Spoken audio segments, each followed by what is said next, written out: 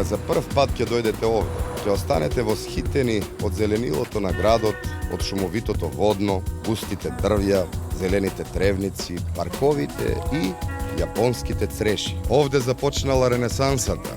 Овде почива Гоце Делчев, таткото на нацијата. Тука се среќава западот со истокот.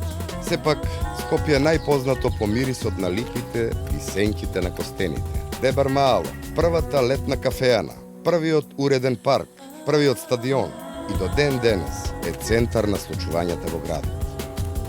Уште античките хроники во описот на Јустинијана Прима велат дека во тој град има прекрасни плоштади, мостови и гостилници. Оваа традиција скопјани ја негуваат до ден денес.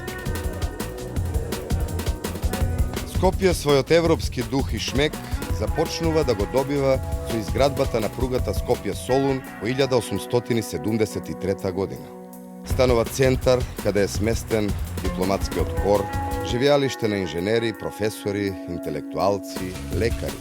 Тие почнуваат да го креираат културниот живот на Скопје. Камениот мост, ваков каков што е, го изградил Мурат II во 15-тиот век. Бил сведок на горката политичка историја низ која поминувал градот.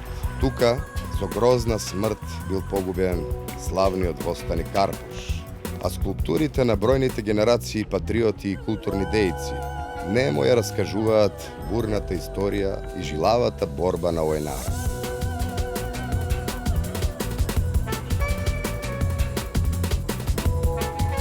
Елитната кафеа на Зрински била отворена во 1912 година, а се наоѓала на местото каде што денеска се наоѓа Староновиот театар.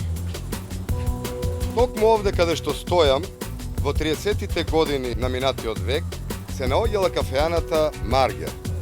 Во Пелистер се сретнав со Тања и Славица, етнолози во градскиот музеј, кои ме вратија во историјата за подобро да ја разберам сегашност. Кафеаната Маргер била омилено собиралиште на скопските боеми. Меѓу нив и едно светско име – Гркот Зорба. Имено, човекот кој за нашите соседи е синоним на национална животна филозофија од 20-тите години на минатиот век, а се до 1943 година, кога го напуштил овој свет, живеел во Скопје. Велат, со своето друштво знаел во рани зори да ја затвори легендарната кафеана Маргер на скопскиот плоштад. Бил богат бизнисмен со големо срце. Го сакал животот и убавото друштво, но и им помагал на сиромашните. Вечно ќе биде жив споменот на најпознатата скопјанка на светот, мајка Тереза од Калкута. Евлија Челебија за Скопје вели: убав град каде сите главни улици се рамни, оплочени со бела калдрма. Убавиот живот и следењето на модните трендови се врежани во генетскиот код на жителите на градот. Скопјани и до ден денес останаат такви. Кој ќе носи најдобра гардероба, кој ќе вози најдобра кола, кој е од која фамилија, кој со кого се знае, кој е кој. И сето тоа низ кафе Муар. Оттаму и не е чудно што бројни генерации уметници и архитекти го украсиле Скопје со љубов. Бројните скулптури, фонтани, објекти и паркови ја раскажуваат екзотичната приказна на Скопје, за копнежот по слобода, разурнувањата и издигањата, западното сваќање на реалноста и источната филозофија на животот. Во центарот се уште стојат Арапска куќа, Ристикева палата, палатата на пионерскиот дом Карпош, а и куќата на вулканизерот од 19-тиот век.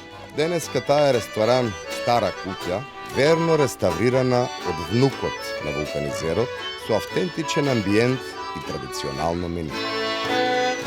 Кажи, рајне, некогаш скопјани од тасино чешмиче со коњски коли, плех, музика и дајриња оделе на излет на водно. Денес со ултрамодерна жичара. Скопје е волшебно место. Град кој го одушевува, град кој за секогаш ќе ви го заплени срцето.